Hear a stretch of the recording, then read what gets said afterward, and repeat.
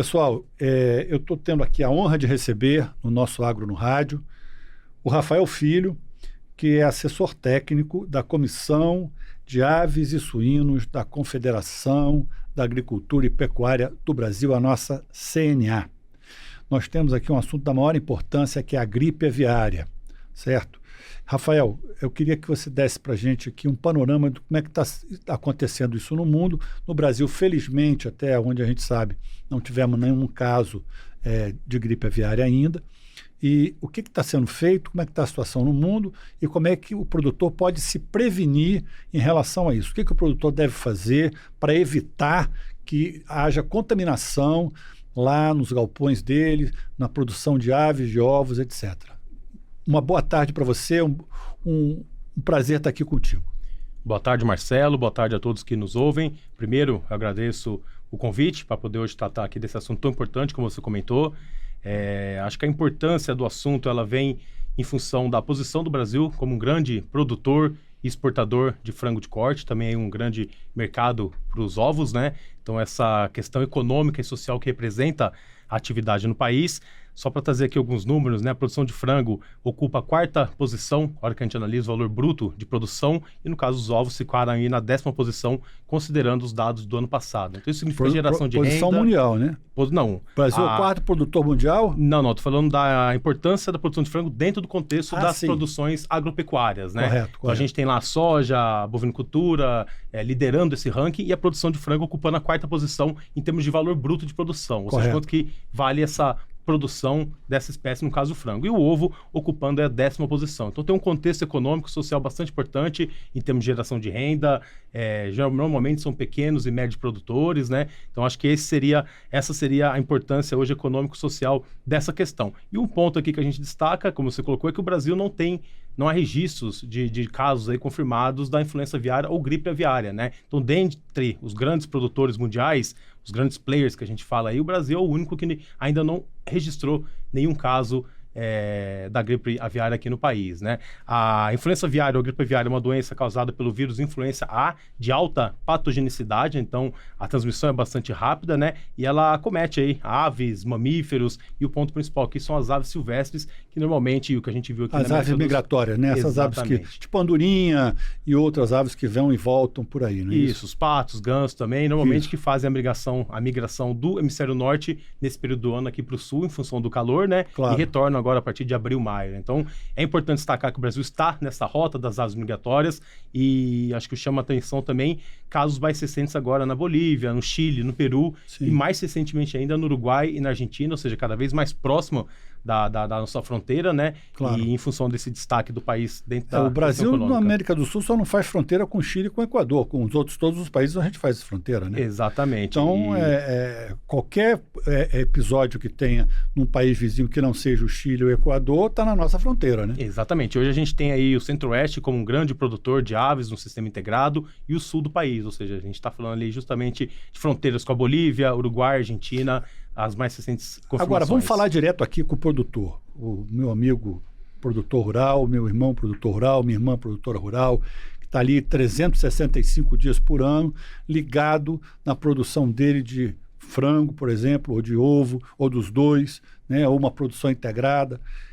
O que esse produtor, essa nossa produtora rural, tem que fazer para tomar o máximo de cuidado, enfim, evitar ao máximo que essa gripe aviária possa atingir lá o rebanho deles de aves? Esse é o ponto importante, né? Nesse momento em que o país ainda não registrou nenhum caso, e se Deus quiser a gente não vai registrar, as medidas de biosseguridade são os pontos principais para a gente não permitir que o vírus entre no país, né? Eu listei aqui alguns pontos, né? A questão da suspensão das visitas às granjas, eu acho que isso é fundamental, ou seja, manter na área de produção somente colaboradores ou pessoas ali diretamente ligadas à Só produção. Quem está trabalhando lá é que vai. Exatamente. Suspensão à granja, aos frigoríficos. Muda alguma coisa aí, Rafael, no sentido de... por exemplo, a gente sabe que a gente já frequenta a granja, conhece como é que funciona. Você vai entrar, você se lava inteiro. Você tem aquela bota que você só usa para entrar lá, né?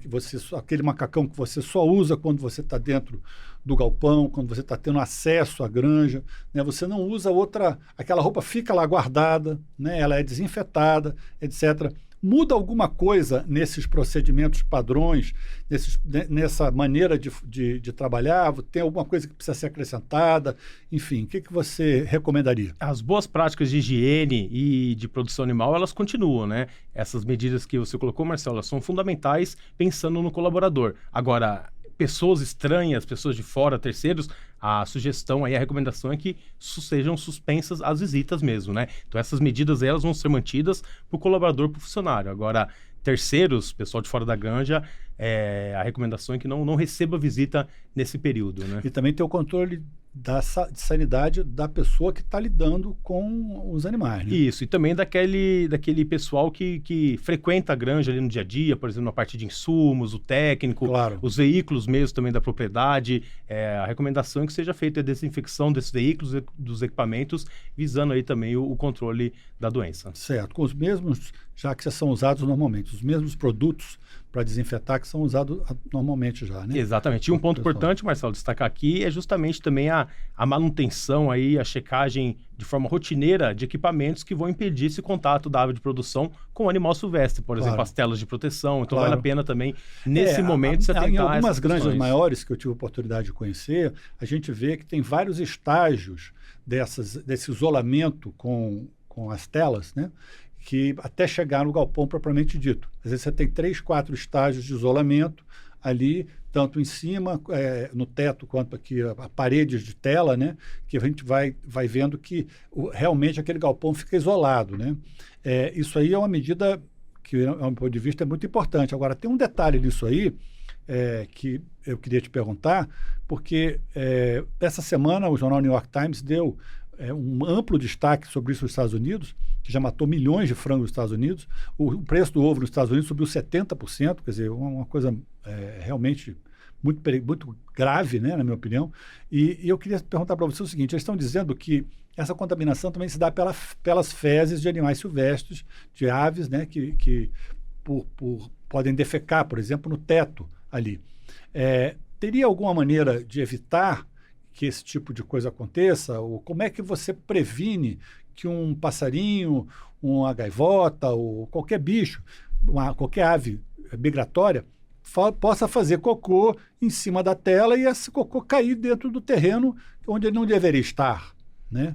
Você colocou aí a questão da transmissão através das fezes, né? Não só as fezes, mas também fluidos corporais e também a parte de aerosóis, né? Relacionados à parte respiratória. Sim. Então, assim, é uma dificuldade bastante grande hoje desse controle, né? Por isso que essas etapas hoje de proteção, de isolamento do sistema de produção em relação ao meio silvestre, ela é bastante importante. Aí, às vezes, ali um furo numa tela, uma situação de algum equipamento com problema que permita o contato com esse animal, realmente precisa ser monitorado e dada atenção a isso, né? Então, eu acho que essa checagem, essa Rafael, o monitoramento constante. Exatamente. Então, ali ficar de olho, né, gente? Exatamente. Você marcou bobeira, o velho ditado: vacilou na praça, jacaré abraça. Isso, não só com relação aos equipamentos, Marcelo, mas outro ponto importante também é a atenção aos sinais clínicos, né? E aí eu vou citar aqui alguns, né? Por exemplo, a alta mortalidade também é um indicativo dessa doença, Sim. né? Problemas respiratórios e sinais clínicos nervosos, como, por exemplo, a ave andando de forma cambaleando, né? Então, acho que a atenção aos equipamentos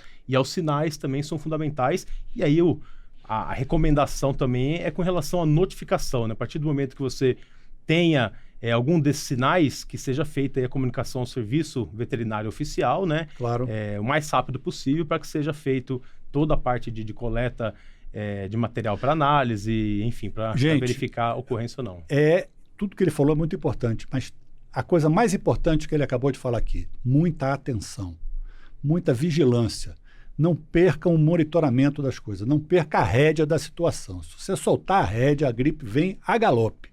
Então é o seguinte, outra coisa que eu queria perguntar para você: o Senar tem condição de orientar o produtor nesse sentido também? Por exemplo, o técnico que vai visitar rotineiramente aquela propriedade, ele também já pode fazer essa orientação, né? A pessoa pode procurar o Senar para pedir orientação, não pode? Exatamente, Marcelo. Inclusive, o sistema CNA Senar. A gente produziu aqui um material recentemente que traz justamente uma lista das principais medidas. Aonde que a pessoa encontra isso? No site da CNA, a gente tem lá, né, um material que chama Influência Aviária, Ajuda a Proteger o Brasil, e são basicamente 6 passos que a gente acabou comentando aqui. Então é www.cnabrasil.org.br.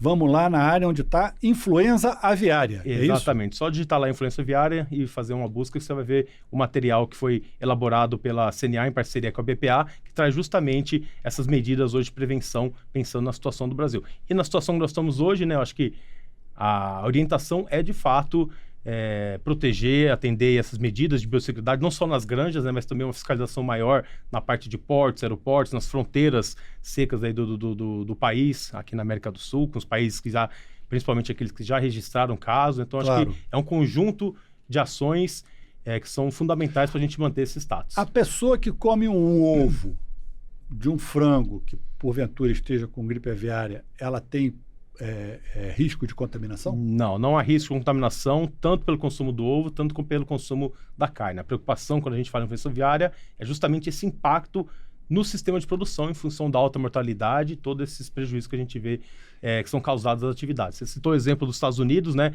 onde a produção de ovos foi bastante reduzida e os preços dispararam, mas na produção deles de frango de corte, o que a gente viu foi, no primeiro momento, um redirecionamento do volume de produção que seria exportado para o mercado interno e uma queda do preço, né? Então, a gente tem comportamentos distintos para esses mercados distintos, mas o impacto é bastante grande e, normalmente, aí o produtor é o mais prejudicado. Alguma recomendação especial sua para o produtor que produz ovos? Por exemplo, o meu povo lá de Bastos, atenção Bastos, você recomendaria algum procedimento especial com eles em relação à questão das matrizes?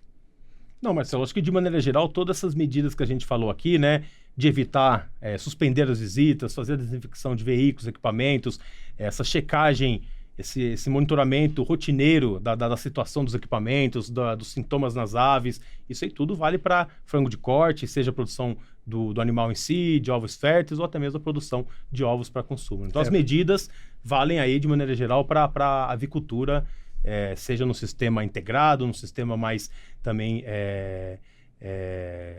caseiro ali, aquela produção de fundo de quintal, a galinha caipira. Então, as medidas são as mesmas. Eu ia entrar agora nessa pergunta em relação à questão da galinha caipira. Nós temos aí em moda os ovos de galinha criada solta. Às vezes você vai no supermercado comprar ovos, tem lá ovos de galinha criadas soltas e tal. E, inclusive, algumas vêm lá dizendo que são criadas solta e ouvindo música, né? Esse pessoal que cria galinha solta está mais vulnerável àquele aspecto que você falou, da questão do contato com a ave migratória, ou enfim, não tem a mesma segurança do frango de granja, certo? Exatamente. Eu queria que você orientasse esse produtor que cria frango solto, como ele deve agir. Qual seria a melhor maneira de tratar desse assunto sem prejudicar a produção dele, correto? Porque ele investiu num segmento do mercado que tem clientes, que tem consumidores que gostam daquele tipo de ovo, correto? Sim, talvez o ponto mais frágil nessa produção mais caseira, vamos falar aquele animal criado solto, seria com relação à proteção para evitar o contato com as aves silvestres, né? Coisa que numa granja comercial, num sistema aí de integração, a gente tem diversas etapas até chegar, de fato, no animal em produção, né? Então, a minha orientação, fora tudo que a gente colocou aqui, que são as mesmas orientações para a produção de galinha caipira, é um reforço maior com relação a tentar diminuir a possibilidade desse animal ter contato com alguma ave silvestre. E aí eu acho que a questão de construção de telas, os cercados ali, seriam uma opção para esse momento delicado e de cautela. Você faz um isolamento do seu terreiro, por exemplo. Exatamente. Com tela em cima e embaixo, para evitar esses contatos. Você pode fazer isso por estágio, né? Você pode ter um intervalo entre uma tela e outra, para que você não tenha contato direto, né? Isso, são custos que vão implicar aí para o produtor, mas eu acho que são ações importantes para o momento de cautela que a gente vive hoje, né? E outro ponto importante, Marcelo, a gente não comentou aqui, mas também, de certa forma, tentar blindar o ciclo d'água, né? Ou seja, que os animais de produção não sejam ali, não recebam, não bebam a mesma água de um lago, de uma poça,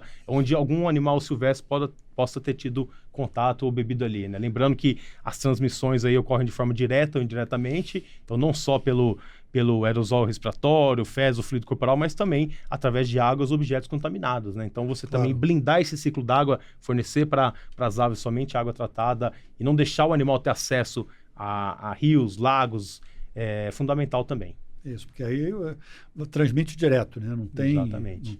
Não tem como segurar. Exatamente. Aí é bicho solto, né? Rafael, olha, eu queria agradecer muito a você, muito obrigado. Você está aqui sempre com as portas abertas, toda vez que você está vindo aqui com a gente, nós temos o maior prazer em recebê-lo.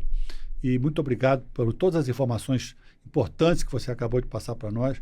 E espero que o produtor tenha podido entender bem isso aí, absorver bem essas informações. E qualquer dúvida, que ele procure o Senar da sua cidade, do seu sindicato, enfim, que ele possa pegar a orientação ou então pela página da CNA, www.cnabrasil.org.br, que lá ele vai encontrar tudo o que ele precisa saber sobre como prevenir a gripe aviária aqui no Brasil. E que graças a Deus, ainda não chegou aqui do jeito que chegou em outros países, como os Estados Unidos e na França, que morreram milhões de frangos também, né? Isso, está aqui do lado, nos países vizinhos, o que aumenta a nossa necessidade de cautela e atenção sobre o assunto, né? E eu agradeço, Marcelo, a oportunidade de poder trazer aqui hoje para os produtores e todos os elos da cadeia medidas aí que são importantes a gente reforçar a atenção nesse momento de cautela em que a gente tem aí casos já registrados aqui nos países vizinhos. É isso aí. Muito obrigado.